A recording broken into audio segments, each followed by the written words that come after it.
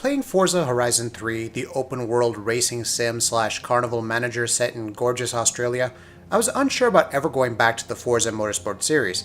Everything I could ever want, be it insanely gorgeous cars or a strong single-player focus that also gave me the freedom to do whatever, was here. Of course, leave it to Turn 10 Studios to go and raise the bar yet again with Forza Motorsport 7.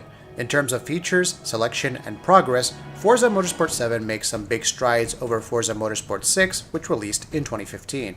However, fundamentally, it retains the same feel, that same journey towards the perfect run in rainy weather, and that indelible intensity when attempting to pass your opponents on the next crucial turn. Forza Motorsport 7 sees the series continuing to embody the spirit of realistic racing that's not only built from the ground up for purists, but also incredibly enticing to newcomers as well.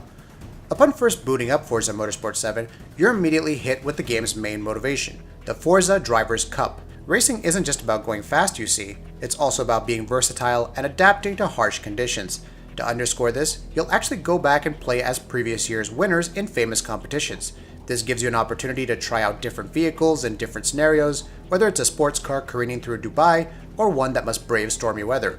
From there, you're allowed entry to the various cups en route to Forza Drivers' Cup, each host to a series of races, showcase events, and so on to display your skill. With each division focusing on a different type of car, you'll have your hands full. Perhaps one of the most intriguing new additions to Forza Motorsport 7 is that you have an avatar that's striving to achieve greatness. It's more than just a medium to unlock cosmetics though. Suddenly winning feels more tangible as you take to the podium and celebrate. Even something as simple as readying up in your car has more weight since it's actually a person and not some faceless entity that's seeking to become legend. Of course, your character does have a ton of cosmetic options, from racing suits of various shades and brands to outrageous designs like tuxedos. When first starting out in Forza Motorsport 7, you'll only have access to the Seeker Cup. Select a division from those available, be it sports cars or supercars, and you'll have a number of races to complete. Placing anywhere in a single race for the series grants you SP, which varies based on your standing. Naturally, the goal is to place first, but there's a little less pressure to do so. At the same time, you're striving to get better because SP is necessary to unlock other divisions and cups. There are some slight restrictions, but there's enough variety in the divisions offered that you don't have to dabble in rally racing or race truck driving, which is a new addition to the series, if you don't want to. Besides, free race is also available to those who just want to hop into a race, practice particular tracks or cars, and maybe tweak a few settings here and there. As with previous games in the series, you'll level up and actually be able to choose from 3 possible rewards, namely credits, a new car, or a new cosmetic item. Choosing a new car or even collecting one from winning a showcase event against, say, Ken Block, will go towards your collector level. Unlike previous games, you can't just purchase any car you want. Instead, as you acquire cars, you'll increase your collector level and slowly gain access to different tiers of vehicles.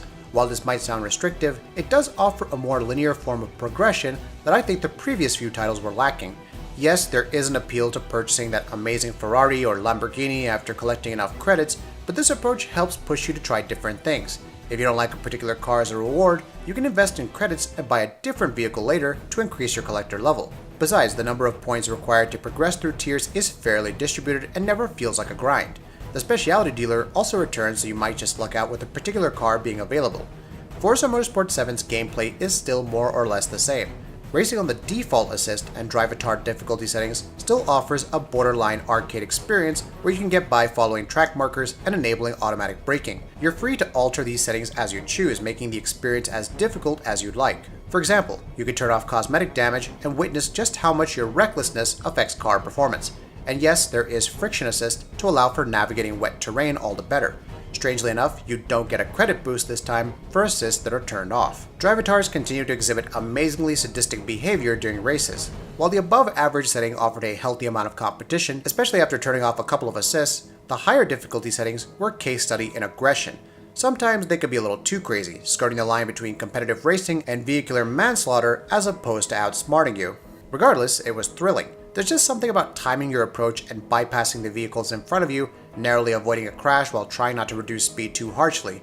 It's exhilarating whether you're in a supercar or a racing truck and never gets old. There's plenty of methodical driving and navigating around sharp turns though. At times, it's a balance between drafting behind your opponent, picking up enough speed, and overtaking them at the right moment. You also patiently wait for mistakes to be made, slight decreases in speed hampering the competition as you work out how to pull ahead.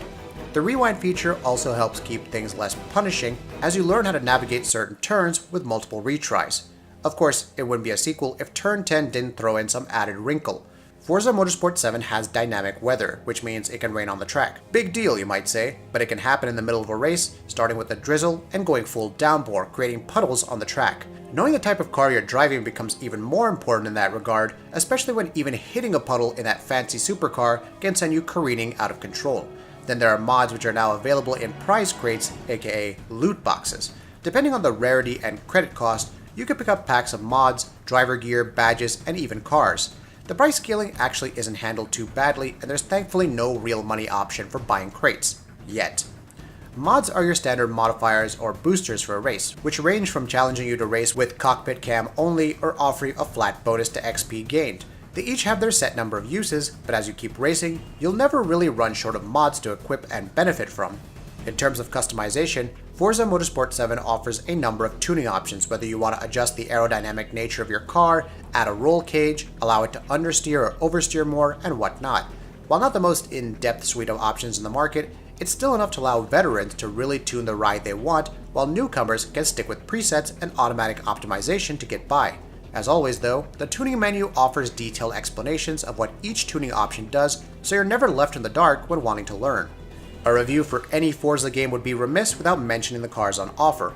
With over 700 cars to collect, I have no trouble believing that each one is unique in its own way. The 1966 McLaren M2B is a speed demon that needs to be brought to a near standstill at sharp corners, but the 2016 Ford Gymkhana 9 Focus RS-RX is a rally machine through and through.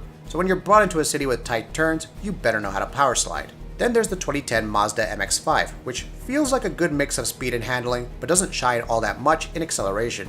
Don't even get me started on the racing trucks, which are hulking masses that require an altogether different approach from anything else till date. Each vehicle looks amazing and sounds exquisitely different. The overall audio handling in the game is superb, right down to the voiceovers, music, and screeching of tires on the tracks. That's not even getting into how genuinely good looking the game is. Dynamic weather really highlights the stormy skyboxes formed as a result of dynamic weather, especially with how rain droplets fall on your car, look great. The chrome on vehicles also looks realistic without overwhelming you on a clear sunny day.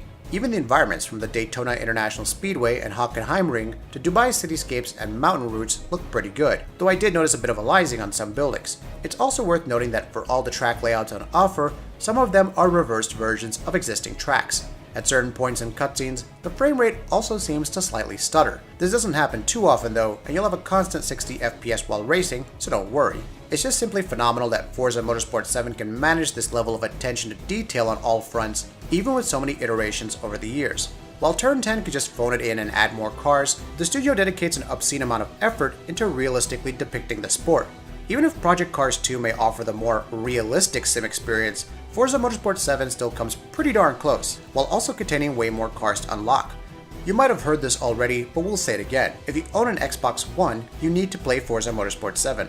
It's a must-have for racing sim fans and a quality release through and through, featuring the very best balance between realistic racing and thrilling entertainment.